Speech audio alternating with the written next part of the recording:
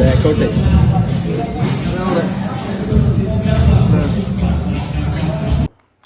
തന്നെയാണ് ഈ Instagram story. പണ്ട് ടിക്ടോക്ക് ഉണ്ടായിരുന്ന കാലത്താണെന്ന് തോന്നി ഈ മൃണാൾ എന്ന് പറയുന്ന ഫുഡ് ബ്ലോഗറെ ഞാൻ പരിചയപ്പെടുന്നത്, അല്ലെങ്കിൽ അദ്ദേഹത്തിൻ്റെ വീഡിയോ കാണും. രസകരമായിരുന്നു. അദ്ദേഹം ഏതെങ്കിലും ഒരു റെസ്റ്റോറൻറ്റിൽ ചെന്ന് കഴിഞ്ഞാൽ ആഹാരം ഇഷ്ടപ്പെട്ടെങ്കിൽ ഇഷ്ടപ്പെട്ടു എന്ന് തന്നെ പറയും, മോശമാണെങ്കിൽ അവരെ വലിച്ചു കീറി ഒട്ടിക്കും. ഇതൊക്കെയായിരുന്നു പുള്ളിയുടെ പരിപാടി. അപ്പോൾ ഞാൻ ആദ്യം കരുതിയിരുന്നത് ഈ ചങ്ങാതിയുടെ, അതായത് ഒരുപാട് വ്ളോഗർമാരുണ്ടല്ലോ, വെറുതെ രാവിലെ ഒരു ക്യാമറയും തൂക്കി ഇറങ്ങി ഇതേപോലെ സാധനങ്ങൾ എടുക്കുക, റീൽസ് ഉണ്ടാക്കുക, ഇതായിരിക്കും.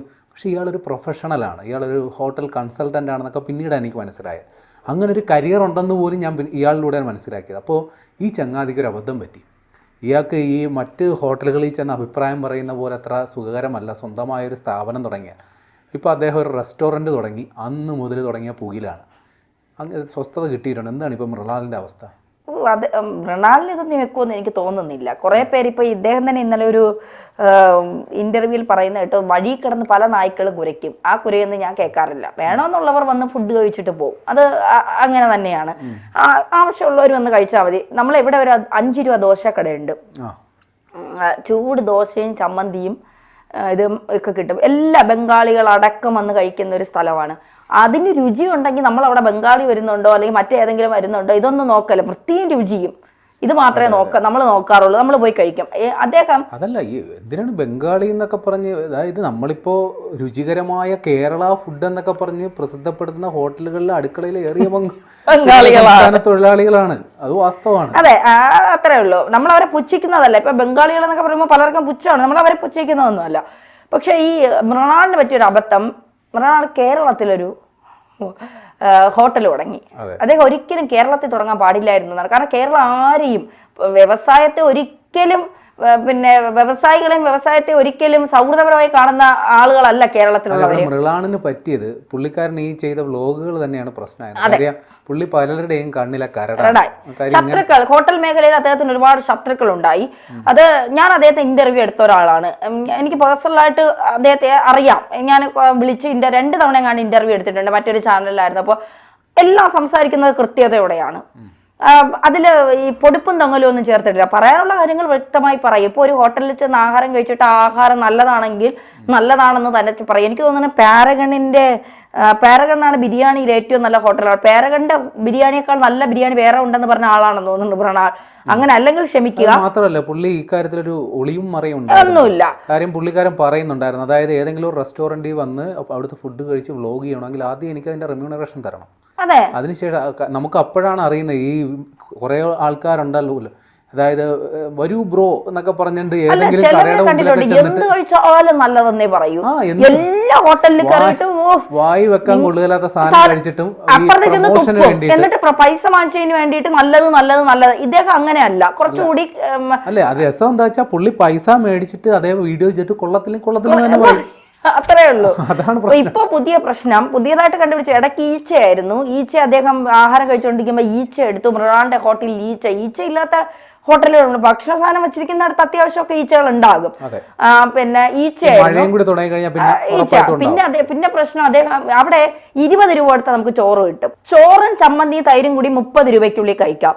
പിന്നെ സാമ്പാറും ആണെങ്കിൽ അഡീഷണൽ പൈസ കൊടുത്ത് വാങ്ങണം. പപ്പടം വേണമെങ്കിൽ പൈസ കൊടുത്ത് വാങ്ങണം. ഇതൊക്കെ നമ്മൾ മൊത്തത്തിൽ കണക്കൂട്ടിയ മറ്റു ഹോട്ടലുകളിൽ ഒരു ഊണിന് 110 രൂപ വാങ്ങുന്നത് തന്നെയാണ് ഇവിടെ ആകുന്നത്. അത്രേ ഉള്ളൂ. ചിലപ്പോൾ അതിനെക്കാളും 5-10 രൂപ കുറഞ്ഞായിരിക്കും ഇരിക്കുന്നത്. ഞാൻ സാമ്പാർ കൂട്ടുന്ന ഒരാളല്ല. ഒരു ഹോട്ടലിൽ പോയിട്ട് ഞാൻ സാമ്പാർ കൂട്ടാറില്ല. എനിക്ക് ആവശ്യം രസവും ഒരു പൊരിച്ച മീനും ഒരു പപ്പടവുമാണ് എന്റെ ആവശ്യം. ഒരു പൊരിച്ച മീനും ഒരു പപ്പടവും, ഇല്ലെങ്കിൽ ഒരു മുട്ട ഓംലെറ്റും ഒരു പപ്പടം, അല്ല ഒരു രസവും കിട്ടിയാൽ എനിക്ക് ഇത് മതിയേ. അപ്പൊ ഞാൻ ഇത് കഴിച്ചാൽ പോരെ? എന്തിനാണ് ആവശ്യമില്ലാത്ത കുറെ ഈ കറികളൊന്നും ഞാൻ കൂട്ടാറില്ല. ഞാൻ വീട്ടിൽ നിന്ന് ഊണ് കഴിക്കാൻ ഹോട്ടലിൽ കയറുമ്പോഴത്തേക്ക് എന്നോട് വീട്ടിൽ പറയും എന്തെങ്കിലും ആവശ്യമുള്ളത്. ഞാൻ പറയാം ആവശ്യമുള്ളത് ഇവിടെ ഒരു ചോറ് ചോദിച്ചാൽ ചോറ് രസവും മാത്രമായിട്ട് ഇവിടെ തരുമോ എന്ന് ഞാൻ ചോദിക്കും. ഇവിടെ അത് കിട്ടും. അതാണ് മറ്റുള്ളവർക്ക് പ്രശ്നം. ഇതൊരു വെറൈറ്റിയാണ്. ഇവിടെ അത് കിട്ടും. 1 രൂപയ്ക്ക് സ്ട്രോ വാങ്ങിക്കളഞ്ഞ് നമ്മളൊരു മാംഗോ ഷേക്ക് വാങ്ങിയാൽ ഒരു 80 രൂപ കൊടുക്കണം. ഈ 80 രൂപ എന്ന് പറയുന്നത് മാംഗോ ഷേക്കിന് 79 രൂപ അല്ലെങ്കിൽ 75 രൂപയൊക്കെ. ബാക്കി 5 രൂപ ഈ സ്ട്രോക്കാണ് ഇടുന്നത്. മൃണാളിന്റെ കടയിൽ ഒരു സ്ട്രോയ്ക്ക് 1 രൂപ കൊടുത്താൽ മതി.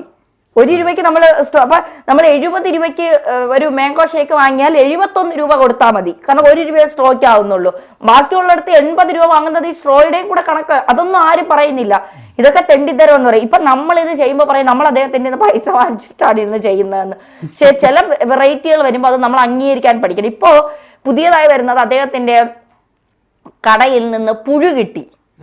പുഴുവാണ് ഇപ്പോഴത്തെ പ്രധാന പ്രശ്നം. ഈ പണ്ടൊരു സിനിമയുണ്ട്, ഈ എനിക്ക് സിനിമയുടെ പേര് വിട്ടുപോയി, നഗരങ്ങളിൽ പോയി രാപ്പാർക്കാം, അത് തന്നെ.